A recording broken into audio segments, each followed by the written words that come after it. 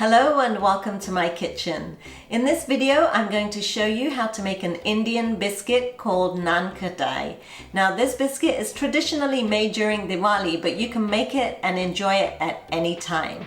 This recipe comes from my sister-in-law who makes a really good Nan Khatai, and the recipe is very easy.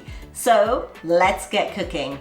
You'll need a half a cup or 100 grams of ghee, a half a cup or 80 grams of caster sugar, and you can use more or less depending on how sweet you like it, a half a cup or 40 grams of desiccated coconut, 1 cup or 150 grams of plain flour, 1 tablespoon of coarse semolina. I like to use coarse semolina because it adds some texture to the Nan Khatai, a half a teaspoon of baking powder, a pinch of baking soda or soda bicarbonate, and about a 1/4 teaspoon of cardamom powder, and you can reduce that if you don't like the flavor of cardamom too much.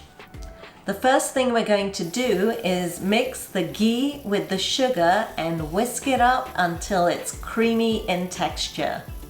Once the ghee and the sugar have been creamed, you just need to mix in the remaining ingredients and then stir it with a wooden spoon. Keep mixing it until it's really well combined. And make sure you clean off everything from the spoon as well. Now before I start making my balls, I'm going to preheat my oven to 200 degrees Celsius. Before you start making the balls, make sure you have a tray lined with parchment paper or greaseproof paper. Now I like to use a measuring spoon like this to make the balls, and I'm gonna do like a heaped scoopful, and you can use a tablespoon or a teaspoon, it doesn't matter. So just go ahead and scoop up a bit in the spoon and then roll it in your hands like this.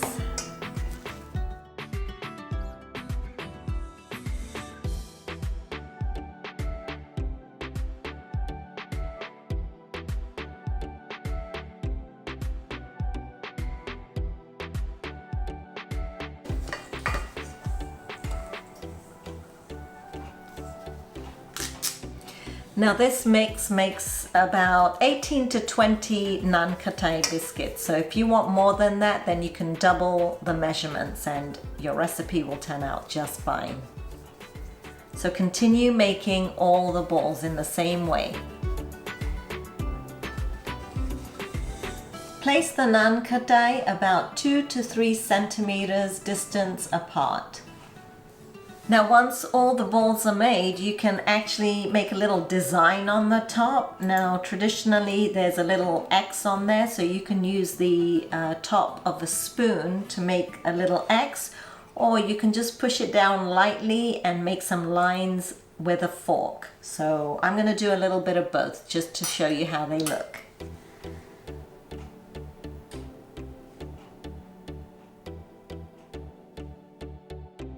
Then place the tray in the preheated oven. Put it on the middle rack.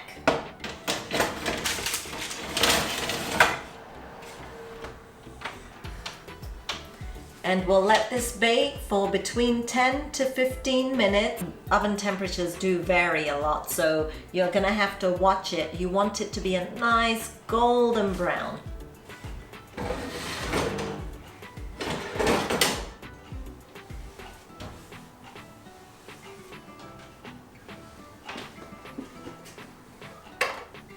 These have been baking in the oven for just under 15 minutes, and what you're looking for is this beautiful golden, light golden brown color. And the reason to take them out at that point is that they do continue to cook for a few minutes once you've taken them out.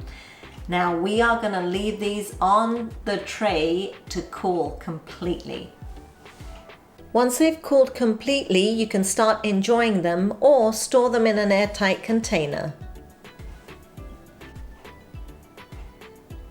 Oh, the aroma is amazing.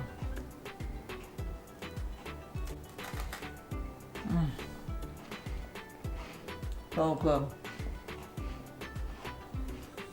I hope you guys enjoyed watching this video. Don't forget to subscribe to my channel and give me a thumbs up. Also, check out my website, milhan.com, where I have a lot of different recipes for you to try. I'll see you again soon for some more cooking inspiration.